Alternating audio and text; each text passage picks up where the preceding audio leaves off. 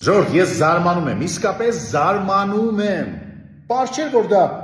զեբր չէր։ Ես որպես խոշորագույն զեբրագետ միանգամից հասկացա, որ դա ոչ թե աֆրիկական զեբր է, այլ աֆրիկական զեբրի ամենամոտիկ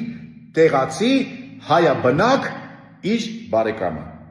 Ուղղակի զեբրայաձև բոդի արտով եւ վերջ։